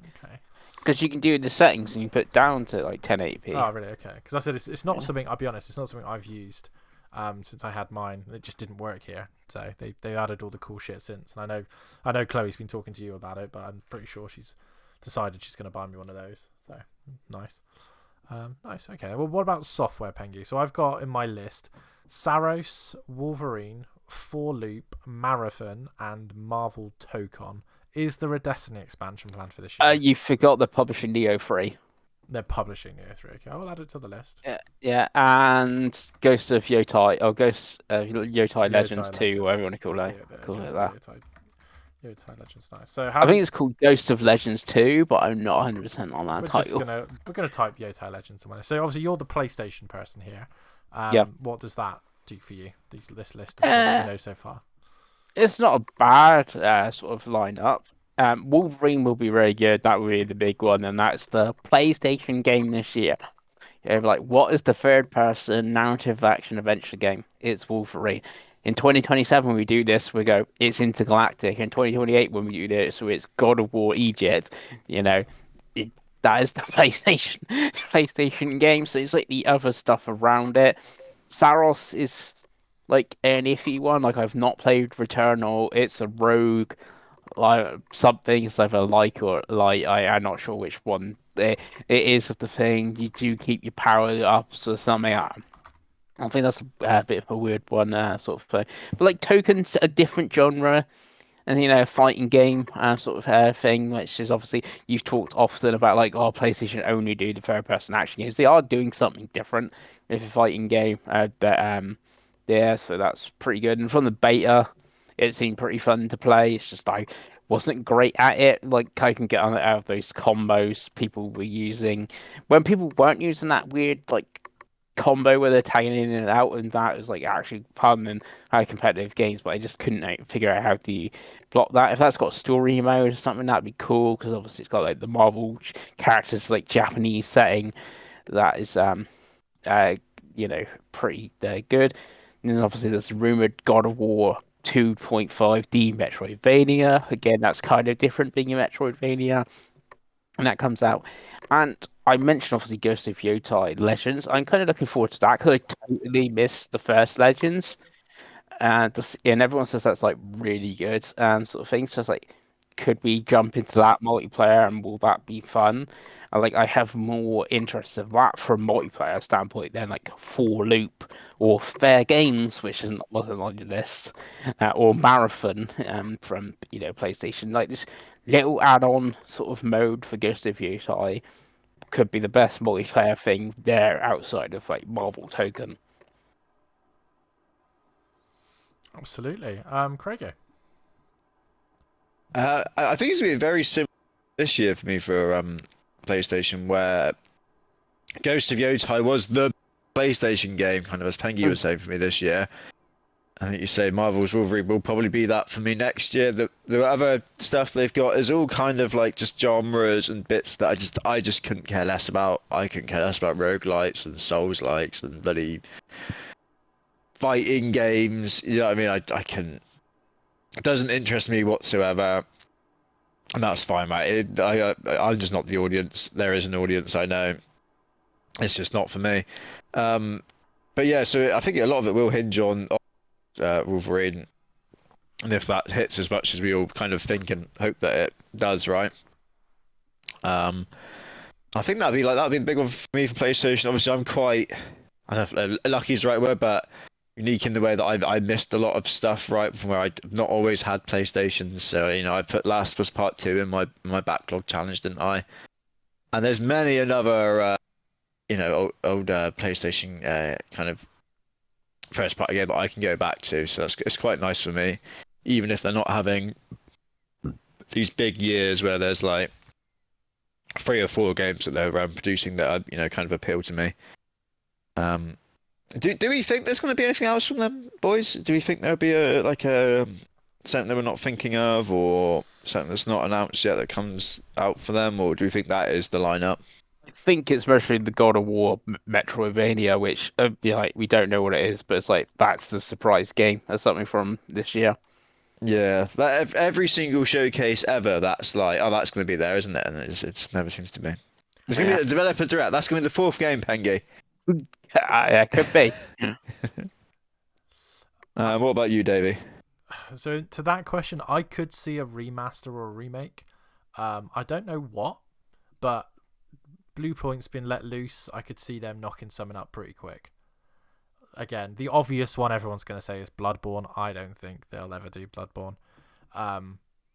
But yeah, I could see some sort of remaster or remake. I'm not sure what. Maybe like a Gravity Rush, something that's like a bit of a PS4 game that was missed out on that could be thrown on pretty quick. But that would be my only hope. I mean, looking at the software again, it's much like you said. In 2025, there wasn't a single PlayStation game that I was interested in. And this year there's Wolverine. I almost said Marathon then because I was looking at it, but definitely not. But yeah, I think Wolverine is the one PlayStation game that I look at and go, yeah, that's the one I'll play. The rest of the time my PlayStation will be used for third party and backlog. So I've got a not quite as bad version of Craig, because there's still I've still got to play Ghost of Tsushima and Ghost of Yotei. And that's kind of what's left from the PS4 to PS5 transition ports they did, really. I think we will potentially see some stuff for the year after. I think we will see a Spider-Man game for the year after alongside Intergalactic, just because Insomniac are insane. But yeah, Saros is...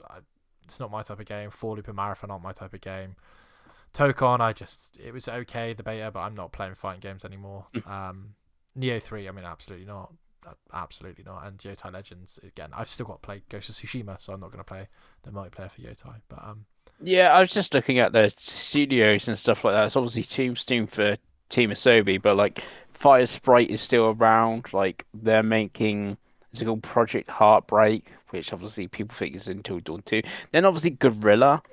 It's like, what's happening with them? Because yeah, I think you are right. There will be something Horizon, won't there? There's the Horizon Monster Hunter clone that that we've heard about for years, and obviously Horizon 3. And if they got anything else, I'm just trying to think of anyone else. Like I don't think we'll see anything from Bend or Blue Point. Fair Games most probably is dead dead, isn't it? That's most really what we're going to hear from them. Yeah, if it comes out, yeah. Or yeah, it just dies then, yeah. Yeah.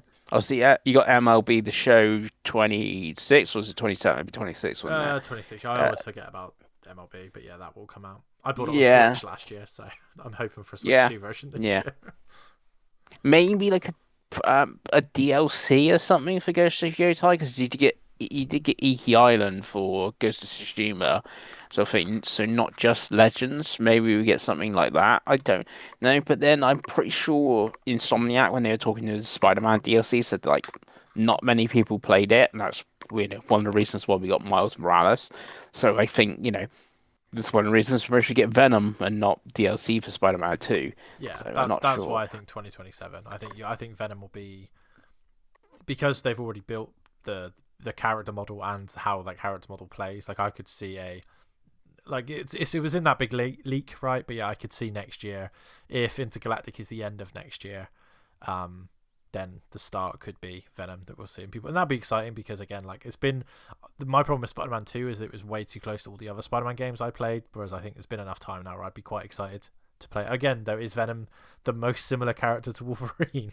You don't know, do you? But yeah, I mean the God of War thing would be cool. But I just don't know. I just don't know PlayStation because, like you Yeah, said, and they had like their maybe reset. like But it especially could be like it's a 2.5D Metroidvania, but it is in between Ragnarok and whatever the next God of War is, and sort of thing. yeah, I So think it's like, it explains why why Kratos is now in Egypt or something. yeah. And ultimately, it doesn't matter, does it? Because it's going to be the GTA 6 machine, Craigo, if that comes out, isn't it? The PS5. So it doesn't matter. They could put no games out. GTA 6 will give them the sales they need. Yep. Absolutely. Right, so let's go on to Nintendo, the last one. So for hardware, they haven't got anything announced. There was a potentially leaked revision in some files that people saw. OSM. Oh no, it's I personally think that is so when they ended the 3DS, they did the 2DS, which was the 3DS without the 3D. I could see them making a Switch 1 Lite, but it's the size of the Switch 1, and you can dock it. It just doesn't come with a dock, and it's £230 to get it cheap again. That's my crazy theory, that there will be a Joy-Con-less, dockless, proper size Switch Lite, but you can dock it if you buy a dock. That makes sense. But that's what I don't think there's going to be a Switch 2 revision at all. There's no way they can make that cheaper. But the only thing is, this file sort of takes you to the Switch too when you go on there and stuff on Nintendo's website. Yeah, but it's because until it's announced, I just don't see what and they it's would got do. the image of what looks like a Switch 2 as well. But it looks Yeah. kind of doesn't look right. It looks smaller. But it doesn't have the but C just button and stuff as well, right? But it just seems way too soon for a Switch 2 Lite already. Yeah, that's my thought. I think it would make Unless that's the only way Nintendo's getting around like all these RAM things, right? We're going to put out a Switch Lite, and it's going to be the same price of like the Switch 2 now because it doesn't come with a dock and stuff, and it doesn't have to have the tech that puts it to a TV, and then they can put the Switch 2 up in price. I'm like, we did what we could. You can still get that for 408 if you really want it. That may be something like that. There's a way around to get rid of it around it. Yeah, maybe. I think a Switch 2 Lite would sell mad money in Japan. If it was anything close to under £300. But what do you think, Grego? Any hardware? No, the only thing I could see was, say, the Switch to a Lite or something along those lines. But even that, I think, is probably a pushing too early. You would think, right? Especially when the Switch 2 just standard is selling like crazy, right? You almost think like, well, if it ain't fixed, if it ain't broken, don't fix it. You know what I mean? Just let it do its thing at this point, right? Yeah, absolutely. Yeah, again, there's always that could be from an early thing from like 2 years time. You don't know, do you? But yeah, on a much more interesting front is their software, Pengi. So the software I've got that I've managed to find. So add any that I've inevitably forgotten about. We've got Fire Emblem Fortunes Weave, which has got a 2026 date. Pokemon Pokopia, Mario Tennis Fever, Tamagotchi Life 2. Can't remember what the thing was for that. Rhythm Heaven, Mario Wonder Switch 2 Edition, the Yoshi platformer, Dust Bloods, and Splatoon Raiders.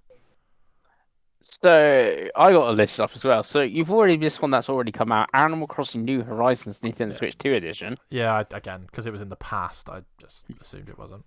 You got Mario Tennis. Mm-hmm. You got the Virtual Boy coming to NSO. You do, yeah, forgot about that. Pokepia. So that's hardware quicker. Pokepia. Dustbloods. Fire Emblem. Pokemon Champions. Yeah, it's true. Rhythm Heaven. Mario Wonder's Switch 2 edition. Tomodachi Life and Yoshi. And possibly Splatoon Raiders, because that never got a date. And But see, they Dustbloods already 2026 from that trailer. that did get a date for 2026. Splatoon Raiders never got a date, but considering we already got a trailer for it, I would think that. So that is like 12 games or 12 things. So they got something a month. So it's sorted. That's what Nintendo do. They put out a game a month. We got a game a month. That's done. It's over. Obviously, okay. Well, obviously we're gonna get some Pokemon stuff, and we will get other Yeah. games. So, what do you think of the game lineup so far, Pengi? It's fine. There's about 4 games I'm looking forward to in that lineup. It's Dustbloods, and then that's still iffy because I never really played much of Night Rain, and this is like a PvPvE game, Nice. I believe. We work together and then can fight each other. We guess a bit like an extraction shooter sort of thing, but we need to see more of that. But that's a possibility. Fire Emblem, that's the big one. Yeah. For me, and possibly Yoshi and Splatoon Raiders. That's all I'm really out of them that I care about, sort of thing. And then Yoshi, Yoshi games either go one way, they're either pretty decent or pretty boring and bad, and sort of thing. So it's just Fire Emblem. I'm just hanging my Nintendo hat on Fire Emblem. That is it. Nice, I crazy. think they've just. I was going to say they've got the most games announced out of all 3 of them, but it's the one looking forward to the least amount of games. There's literally like the one Fire Emblem. Yeah, that's right. Yeah. I'll get to my thoughts after we've done Quago. Yeah, it's a little bit similar to Pengi. I guess there's a lot of release, but it's always a Nintendo thing where it's like not everything's obviously of interest up to me. What Tomodachi Life, isn't it? Yeah. Interesting. I guess the big thing is we need to actually see some of this stuff as well, really, don't we? Because we've not really seen Fire Emblem, have we? Oh, they did that one trailer. They showed gameplay on that trailer, right? Pretty sure they Oh, did. did Yeah. they? Oh, okay. Yeah. Okay. And then again, we only saw a little bit of like Tomb Raiders and stuff like that, right? So I guess it'd be once we see more of some of this stuff, it will maybe feel a little bit more exciting. Fire Emblem for me is what I'm curious about because obviously I've never played a Fire Emblem game.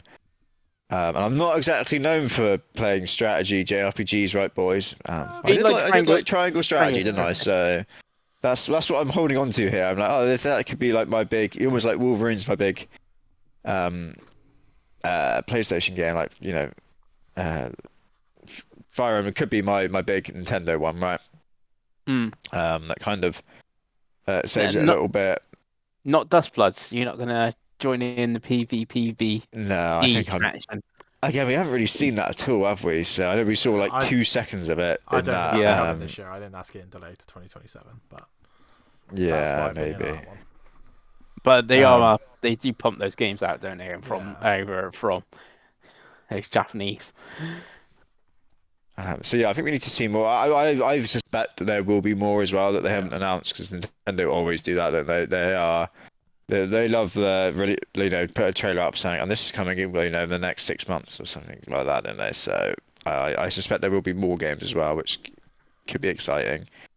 But yeah, from that like initial lineup, it's not like blowing me away, but I think there'll be enough. Like I didn't play Mario Wonder on the Switch, obviously, so the Switch 2 version could be something I end up picking up whenever that comes out as well. So I think there's probably gonna be plenty for me to be playing on the old Switch too.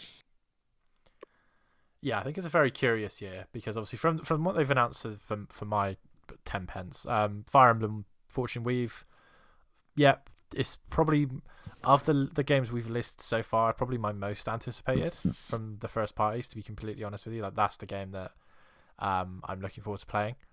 Pokopia, not for me. People seem really excited for it, and I was assuming that it was just going to be a bit of a joke that no one bought. But like I said, even the Japanese seem they're really up for it, but not for me. That game will do great with the cozy crowd on YouTube.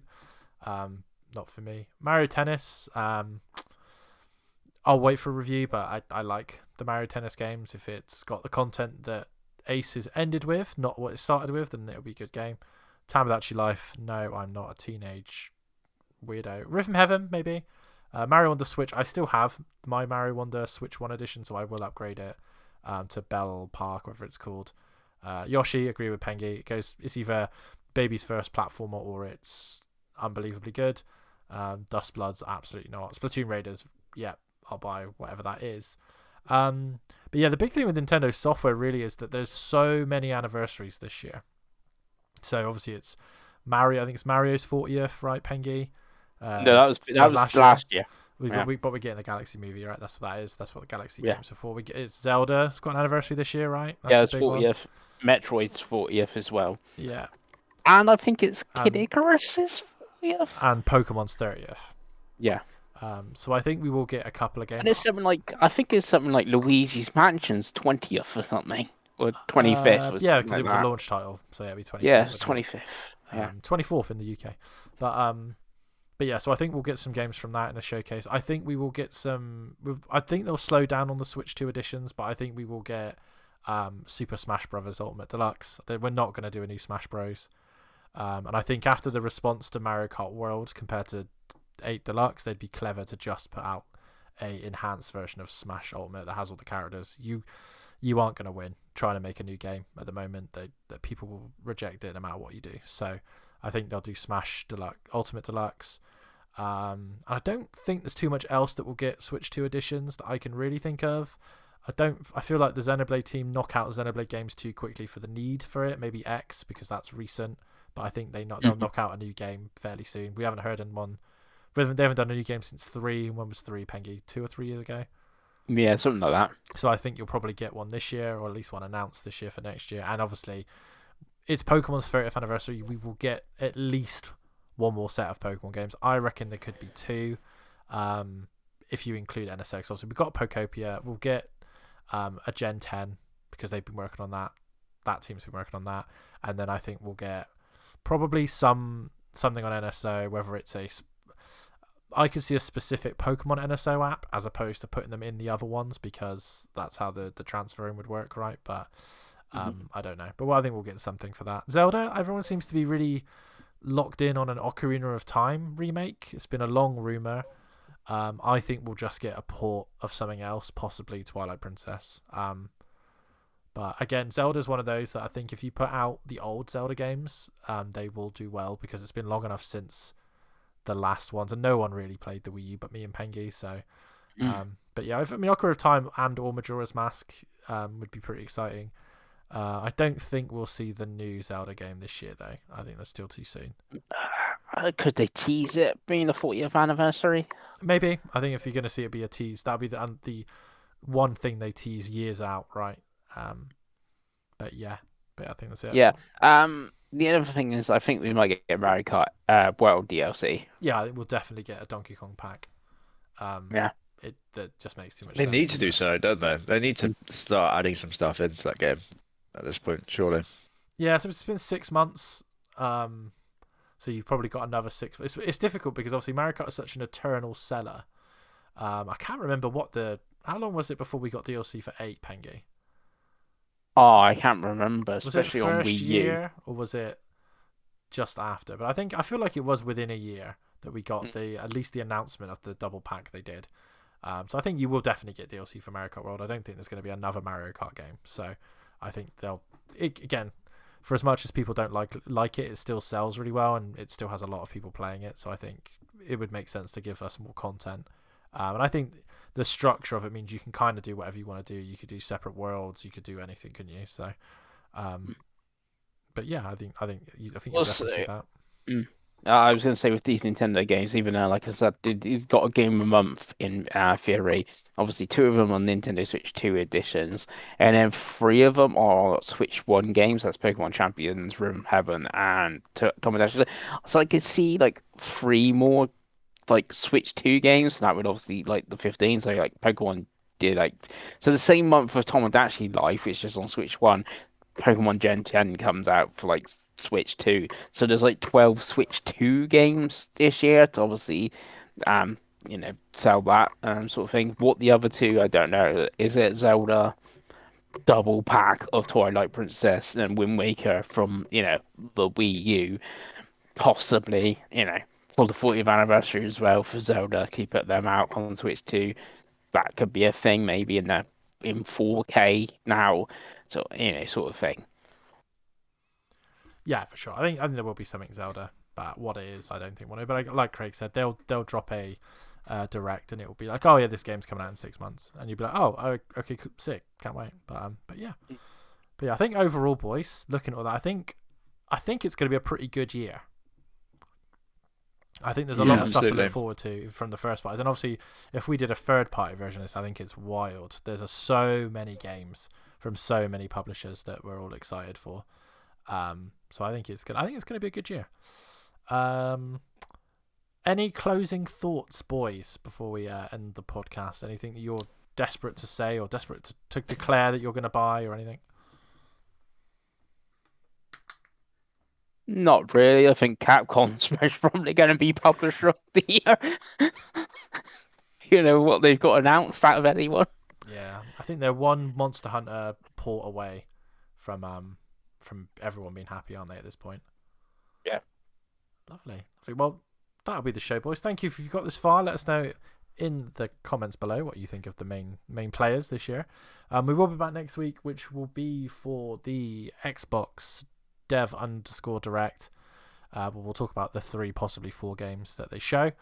But yeah, until then, have a lovely week, and we'll see you next time. Bye.